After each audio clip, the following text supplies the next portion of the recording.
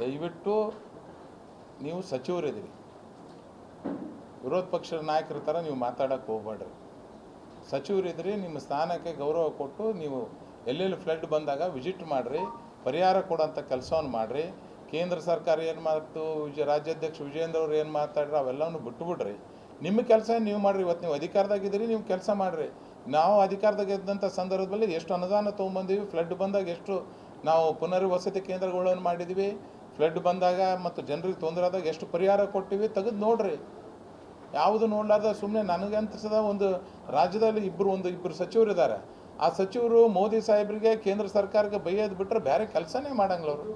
ಬೇರೆ ಫ್ಲಡ್ ಬಂದಾಗ ಸಂದರ್ಭದಲ್ಲಿ ನೀವು ಓಡಾಡ್ರಿ. ನಿಮ್ಮ ತಂದೆಯವ್ರು ಯಾವ ಥರ ಓಡಾಡ್ತಿದ್ರು, ಯಾವ ಥರ ನಿಮ್ಮ ತಂದೆಯವ್ರ ಪ್ರೆಸ್ ಮುಂದೆ ಯಾರಿಗಾರು ಬೈದದ ಇತಿಹಾಸ ಕೇಳಿರ?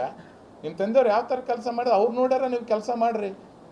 ದೊಡ್ಡ ಖರ್ಗೆ ಸಾಹೇಬ್ರು ಯಾವ ಥರ ಕೆಲಸ ಮಾಡ್ತಿದ್ರು, ಫ್ಲಡ್ ಬಂದಾಗ ಹೋಗಿ ಭೇಟಿ ಕೊಡೋಂಥ ಕೆಲಸ ಮಾಡ್ತಿದ್ರು. ಎಲ್ಲ ಕಡೆ ಹೋಗಿ ಖುದ್ದು ಪರಿಶೀಲನೆ ಮಾಡಿ ಅನುದಾನ ತರೋಂಥ ಕೆಲಸ ಮಾಡ್ತಿರು. ಅಂಥವು ನೀವು ಯಾವನು ಮಾಡ್ತಾನೇ ಇಲ್ಲ. ಅದು ಬಿಟ್ರೇನ ಸುಮ್ಮನೆ ಅವ್ರು ಹಂಗಂದ್ರು ಇವ್ರಿಗೆ ಅಂತ ಬರೀ ಅಂದ್ರೆ ನಿಮ್ಮ ಖಾತೆನ ಭಯ ಖಾತೆನಾ? ನಿಮ್ದು ಯಾವ ಇಲಾಖೆ ಸಚಿವರದಿರಿ? ಭಯ ಇಲಾಖೆ ಸಚಿವರದಿರಿ? ಹಾಂ, ದಯವಿಟ್ಟು ನಿಮ್ಮ ಅಧಿಕಾರಕ್ಕೆ ನೀವಿರುವಂಥ ಮಂತ್ರಿ ಸ್ಥಾನ ಗೌರವ ಕೊಟ್ಟು ಅಧಿಕಾರ ಆದ ಇವತ್ತು ನೀವು ಹೋಗಿ ನಮ್ಮ ಜನರು ತತ್ತರಿಸ್ತಿದ್ದಾರೆ. ಸುಮ್ಮನೆ ಕೇಂದ್ರ ಮೇಲೆ ಗೂಬೆ ಕುಂದ್ರಿಸೋ ಕೆಲಸ ಅಲ್ಲ. ಮುಖ್ಯಮಂತ್ರಿಯವರು ಹೇಳ್ರಿ, ನೀವು ಒಂದಿಲ್ಲಿ ಸಂಪುಟ ಸಭೆ ಇಮಿಡಿಯೇಟ್ಲಿ ಸಭೆ ಮಾಡಿ ಎಲ್ಲ ಪಕ್ಷದ ಆಲ್ ಪಾರ್ಟಿ ಡೆಲಿಗೇಷನ್ ತೊಗೊಂಡು ಡೆಲ್ಲಿಗೆ ಕರ್ಕೊಂಡು ಹೋಗೋಂಥ ಕೆಲಸವನ್ನು ಮಾಡಿರಿ. ಯಾಕೆ ಮಾಡ್ತಿಲ್ಲ ನೀವು? ಇಲ್ಲಿ ಈ ಭಾಗದಾಗಂತರೂ ಎಲ್ಲ ಎಂ ಪಿಗಳು ಕಾಂಗ್ರೆಸ್ ಅವರೇ ಗೆದ್ದಿರಲ್ಲ. ಎಲ್ಲೆಲ್ಲಿ ವಿಸಿಟ್ ಕೊಟ್ರಿ, ಎಲ್ಲೆಲ್ಲಿ ಭೇಟಿ ಕೊಟ್ರಿ? ನಿನ್ನೆ ಯಾವುದೋ ಒಂದು ನಾನು ಇದರಲ್ಲಿ ನೋಡ್ತಿದ್ದೆ, ಡಿಸ್ಟ್ರಿಕ್ಟ್ ಇನ್ಚಾರ್ಜ್ ಮಿನಿಸ್ಟ್ರು ಫೋನ್ ಮಾಡಿದ್ರೆ ಫೋನ್ ರಿಸೀವ್ ಮಾಡಲಾರಂಥ ಪರಿಸ್ಥಿತಿಯಲ್ಲಿ ನಿಮ್ಮ ಸರ್ಕಾರ ಇದ್ದಾಗ ಜನರಿಗೆ ನೀವು ಎಲ್ಲಿದ್ದು ಬರ್ತೀರಿ? ಇಂಥ ಸಂದರ್ಭದಲ್ಲಿ ನಮ್ಮ ಕಲ್ಯಾಣ ಕರ್ನಾಟಕ ಮುಳುಗೋಗಿದೆ. ಭೀಮಾದ ಹೊಡೆತಕ್ಕೆ ಇಡೀ ಯಾದಗಿರಿ ಸಂಪೂರ್ಣ ಮುಳುಗಡೆ ಆಗಿದೆ. ಇವತ್ತು ಯಾರು ಭೇಟಿ ಕೊಟ್ರಿ, ಯಾರು ಅನುದಾನ ಕೊಟ್ರಿ, ಯಾರು? ತಕ್ಷಣ ನಮ್ಮ ಸರ್ಕಾರ ಇದ್ದಂಥ ಸಂದರ್ಭದಲ್ಲಿ ಮನೆಗೆ ಯಾವುದೇ ಮನೆ ನೀರು ಹೋಗ್ರೆ ತಕ್ಷಣ ಪರಿಹಾರ ಕೊಡೋಂಥ ಕೆಲಸವನ್ನು ಮಾಡಿದ್ದೇವೆ. ಎಲ್ಲ 5 ಎಕರೆಗಿಂತ ಕಡಿಮೆ ಇದ್ದಂಥವ್ರಿಗೆ ಪ್ರತಿಯೊಬ್ಬರಿಗೂ ಪರಿಹಾರ 49,950 ರೂಪಾಯಿವರೆಗೂ ಎಲ್ಲರಿಗೂ ಪರಿಹಾರ ಕೊಡೋಂಥ ಕೆಲಸವನ್ನು ಮಾಡಿದ್ದೇವೆ. ಇವತ್ತು ನೀವೇನು ಮಾಡ್ತಿದ್ರಿ? NDRF ಫಂಡ್ ಆಯ್ತು, ನಿಮ್ಮ ಹತ್ರ ಈಗೇನು ದುಡ್ಡಿದೆ ಅದನ್ನು ಖರ್ಚನ ಮಾಡಿ ಆಮೇಲೆ ಕೇಳ್ರಿ. ಇಲ್ಲ ನಿಮ್ಗೆ ಅಷ್ಟು ಧಾರಾಳ ಮನಸ್ಸಿತ್ತು ಕೇಂದ್ರಕ್ಕೆ ಹೋಗಿ ಮಾತಾಡ್ಬೇಕಂತಂದ್ರೆ ಇಲ್ಲಿ ಏಕವಚನದಾಗ ಮಾತಾಡೋದು ಬಿಟ್ಟು ಎಲ್ಲ ಎಂ ಪಿಗಳನ್ನ 28 ಜನ ಎಂ ಪಿಗಳನ್ನ ಕರ್ಕೊಂಡು ಹೋಗಿ ನಮ್ಮ ಭಾಗಕ್ಕೆ ತೊಂದರೆ ಆಗಿದೆ ಅಂತೇಳಿ ಅಲ್ಲಿ ಹೋಗಿ ಅನುದಾನ ತರೋಂಥ ಕೆಲಸವನ್ನು ಮಾಡಿರಿ. ಸರ್ವಪಕ್ಷ ನಿಯೋಗನ ಯಾವುದಾರ ಒಂದು ಸರ್ವಪಕ್ಷ ನಿಯೋಗನ ಕರ್ಕೊಂಡು ಹೋಗಿದ್ರೆ ಕೇಂದ್ರ ಸರ್ಕಾರ GST ಮೀಟಿಂಗ್ ಸರಿಯಾಗಿ ಹೋಗಿ ಅಟೆಂಡ್ ಆಗಿರ? ಏನೂ ಮಾಡಲಾರ್ದ ಇಲ್ಲಿ ಬರೋದು, ಪೇಪರ್ ಹುಲಿಗಳಾಗೋದು, ಪೇಪರ್ ಮೇಲೆ ಏನು ಬೇಕಾದರೂ ಮಾಡೋದ್ರಿಂದ ನಮ್ಮ ಜನರಿಗೆ ತೊಂದರೆ ಆಗ್ತದೆ, ನಮ್ಮ ಜನರಿಗೆ ಸಮಸ್ಯೆ ಆಗಿದೆ. ಅದ್ರ ಬಗ್ಗೆ ಚಿಂತೆ ಮಾಡಿರಿ. ಇಲ್ಲಿ ಎಲ್ಲ ರೈತರು ವಿಷ ಕುಡಿಯೋಕ್ಕೂ ದುಡ್ಡು ಇರಲಾರ್ದಂಥ ಪರಿಸ್ಥಿತಿ ಆಗಿದೆ. ಎಲ್ಲ ಹತ್ತಿಗಳು ಒಣಗೋಗಿದ್ದಾವೆ, ಎಲ್ಲ ತೊಗರಿನೂ ಒಣಗೋಗಿದ್ದಾವೆ, ಎಲ್ಲ ಯಾವುದು ಒಂದು ಬೆಳೆ ಬರಲಾರ್ದಂಥ ಪರಿಸ್ಥಿತಿ ಅದ. ಇಂಥ ಟೈಮ್ನಾಗ BJP ಅವ್ರು ನೀವು ಹಂಗೆ ಮಾಡಿರಿ, ಕಾಂಗ್ರೆಸ್ ಅವ್ರು ಹಿಂಗೆ ಮಾಡಿರಿ ಅಂತೇಳಿ ಕೆಸರು ಹೆಚ್ಚಂತ ಕೆಲಸ ದಯಮಾಡಿ ಮಾಡೋಕ್ಕೆ ಹೋಗ್ಬೇಡ್ರಿ. ದೇವ್ರು ನಿಮ್ಗೆ ಅಧಿಕಾರದಾಗ ಕುಂದ್ರಿಸ್ಯಾರ, ಕೆಲಸ ಮಾಡಿರಿ, ಪರಿಹಾರ ಕೊಡೋಂಥ ಕೆಲಸವನ್ನು ಮಾಡಿರಿ. ರೈತರ ಒಂದು ರಕ್ಷಣೆ ಬರೋಂಥ ಕೆಲಸವನ್ನು ಬಿಟ್ಟು ಬೈಯೋದು ಬಿಟ್ಬಿಡ್ರಿ. ಆಮೇಲೆ ಈ ಫ್ಲಡ್ ಹೋದ್ಮೇಲೆ ಬೈಸೋದು ಮಾಡಮ್ಮ. ಈಗ ಮೊದಲು ಕೆಲಸ ಮಾಡೋದು ಮಾಡಿರಿ. ಹಾಂ, ಅದಕ್ಕೆ ನಿಮ್ಮ ಒತ್ತಡ ಹಾಕ್ಬೇಕಂತಂದ್ರೆ ನೀವು ಸರ್ವಪಕ್ಷ ನಿಯೋಗ ಒಂದು ಸರಿ ಕರಿಬೇಕಲ್ರಿ.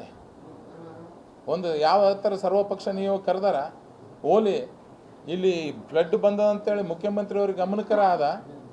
ಯಾರಾದರೂ ಇದ್ರ ಬಗ್ಗೆ ವಿಚಾರ ಮಾಡಿದಾರ? ಯಾರು ಅಧಿಕಾರಿಗಳು ಸಭೆ ಮಾಡಿದಾರ? ಇಷ್ಟೆಲ್ಲ ನಮ್ಮ ಜನರು ಸಾಯ್ತಿದಾರ ಅಂತಂದ್ರೆ ಈ ಕಡೆ ತಿರುಗಿ ನೋಡ್ಲಾರ್ದಂಥ ಒಂದು ಕೆಲಸ ರಾಜ್ಯ ಸರ್ಕಾರ ಮಾಡಾಕತ್ತದ. ಇವತ್ತು ನಾವು ವಿರೋಧ ಪಕ್ಷದವರು ರೈತರಿಗೆ ಸಮಸ್ಯೆ ಆದಾಗ ಹೋಗಿ ನಿಂದ್ರಂತ ನಮ್ಮ ಖಾದ್ಯ ಕರ್ತವ್ಯಕ್ಕೆ ನಿಂದಿರ್ತೀವಿ. ಆದ್ರೆ ಪರಿಹಾರ ಕೊಡಿಸೋಂಥ ಕೆಲಸ, ಏನಾದ್ರು ಅಭಿವೃದ್ಧಿ ಮಾಡೋಂಥ ಕೆಲಸ ಯಾರ ಕೈ ಇರ್ತಾರೆ? ಅಧಿಕಾರ ಇದ್ದಂಥವ್ರ ಕೈಯಲ್ಲಿ ಇರ್ತಾರೆ. ಅವರು ನಮ್ಗಿಂತ ಹತ್ತ ಮಾತಾಡಂಗಿತ್ತಂತಂದ್ರೆ ಇನ್ನೇನು ಉಳಿತೇನು? ಏನು ಬರೀ ಪ್ರೆಸ್ನವ್ರ ಮುಂದೆ ಬಂದು ಮಾತಾಡಿದ್ರೆ ಏನು ಡೆವಲಪ್ಮೆಂಟ್ ಆಗ್ತದ? ಈಗ ಅವ್ರ ತಂದೆಯವ್ರ ಕೆಲಸ ಮಾಡಿದ್ರೆ ನಾವು ಹೊಗಳ್ತೀವಲ್ಲ, ಅವ್ರ ತಂದೆಯವ್ರು ಏನು ಮತ್ತು ನೀವೇನು ಸಾಧನೆ ಮಾಡಿರಿ ಅದರ ತೋರಿಸ್ಕೊಡ್ರಿ. ಮೋದಿ ಸಾಹೇಬ್ರಿಗೆ ಬೈಯೋದು ಬಿಟ್ಟು ಕೆಲವೊಂದು ಜನರಿಗೆ ಬೈಯೋದು ಬಿಟ್ಟರೆ ಬೇರೆ ಏನು ಮಾಡಿರಿ? ತೋರಿಸ್ಬೇಕಲ್ಲ. ಬರೇ ಎಲ್ಲೋ ಹೇಳಿದ್ರಂತ ಯಡಿಯೂರಪ್ಪ ಸಾಹೇಬರು ಫ್ಲೈಟಿಗೆ ಬಂದು ವಾಪಸ್. ಈಗ ಆಯಿತು, ನಾವು ಹೇಳ್ತೀವಿ ನಿಮ್ಮ ಹತ್ರ ವೀಡಿಯೋಸ್ಗಳಿದಾವೆ. ಯಡಿಯೂರಪ್ಪ ಸಾಹೇಬರು ಬಂದು ಭೇಟಿ ಕೊಟ್ಟರಂತ ಫ್ಲಡ್ ಬಂದಂಥ ಸಂದರ್ಭದಲ್ಲಿ ಖುದ್ದು ಭೇಟಿ ಕೊಟ್ಟಿದ್ದಾರೆ. ಫ್ಲಡ್ ಬಂದಂಥ ಸಂದರ್ಭದಲ್ಲಿ ದೀಪಾವಳಿನ ಇಲ್ಲೇ ತಿಂತಿಣಿಯಲ್ಲಿ ಬಂದು ಆಚರಣೆ ಮಾಡಿದರು. ಅಂಥ ಹಬ್ಬ ಇದ್ದರೂ ಮನೆಗೆ ಆಚರಣೆ ಮಾಡಲಿಲ್ಲ. ತಿಂತಿಣಿ ಮೌನೇಶ್ವರ ದೇವಸ್ಥಾನದಾಗ ಬಂದು ಬಡ ಮಕ್ಕಳ ಜೊತೆಗೆ ಫ್ಲಡ್ ಬಂದು ನಿರಾಶ್ರಿತರ ಜೊತೆಗೆ ಆಚರಣೆ ಮಾಡೋಂಥ ಕೆಲಸವನ್ನು ಮಾಡಿದರು. ನೀವೆಲ್ಲರೂ ಭೇಟಿ ಕೊಟ್ಟರೆ? ಎಲ್ಲಿ ಭೇಟಿ ಕೊಟ್ಟರೆ ಹೇಳ್ರಿ? ಎಲ್ಲಿಯೂ ಭೇಟಿ ಕೊಡಲಾರ್ದ ಸುಮ್ಮನೆ ಅವ್ರು ಆಯಿತು ಬಂದು ಯಡಿಯೂರಪ್ಪ ಸಾವ್ರು ಭೇಟಿ ಕೊಟ್ಟಿಲ್ಲ ಅಂತೇನೋ ಯಾವುದೋ ಮಾಧ್ಯಮದಲ್ಲಿ ನಾನು ಕೇಳ್ಪಟ್ಟೆ. ಅದು ಎಷ್ಟು ಕರೆಕ್ಟ್ ಅದೋ ಎಷ್ಟು ಸುಳ್ಳು ಅದೋ ಗೊತ್ತಿಲ್ಲ. ಪ್ರಿಯಾಂಕ್ ಖರ್ಗೆ ಅವ್ರು ಹೇಳ್ಯಾರ ಇಲ್ಲ ಗೊತ್ತಿಲ್ಲ.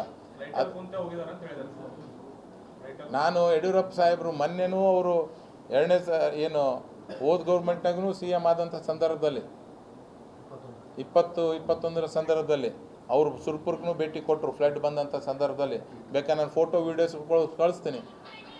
ಅವರು ಯಡಿಯೂರಪ್ಪ ಸಾಹೇಬರು ಫ್ಲಡ್ ಬಂದ ಸಂದರ್ಭ ಭೇಟಿ ಕೊಟ್ಟದ್ದು ನಾನು ಪ್ರೂವ್ ಮಾಡಿದ್ರೆ ಪ್ರಿಯಾಂಕ್ ಖರ್ಗೆ ರಾಜೀನಾಮೆ ಕೊಡ್ತಾರಾ? ಕೇಳ್ತೀನಿ ನಾನು ನೇರವಾಗಿ ಪ್ರಿಯಾಂಕ್ ಖರ್ಗೆ ಅವ್ರಿಗೆ ಹೇಳ್ತೇನೆ, ದಯವಿಟ್ಟು ಆ ಥರ ದೊಡ್ಡವ್ರ ಬಗ್ಗೆ ಮಾತಾಡೋದು ಬಿಟ್ಬಿಡ್ರಿ.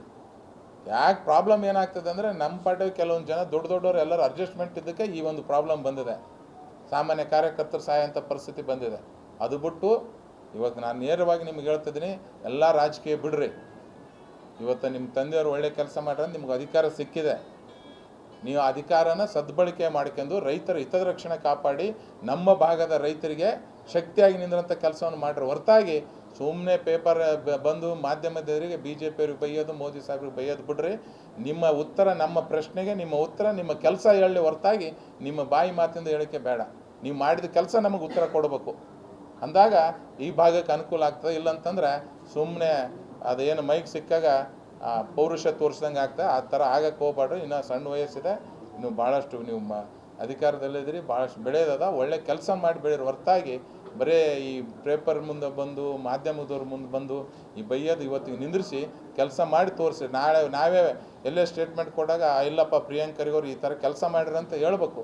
ಆ ಥರ ಕೆಲಸ ಮಾಡಿರಿ. ಅದನ್ನು ಬಿಟ್ಟು ಸುಮ್ಮನೆ ವಾದಿಸೋದು ಬಿಡ್ರಿ ಅಂತ ನಿಮ್ಮ ಮುಖಾಂತರ ನನ್ನ ಸ್ನೇಹಿತರಿಗೆ ನಾನು ಹೇಳಕ್ಕೆ ಬಯಸ್ತೀನಿ. ಗ್ಯಾರಂಟಿ ನ್ಯೂಸ್, ಸುದ್ದಿ ಖಚಿತ, ನ್ಯಾಯ ನಿಶ್ಚಿತ.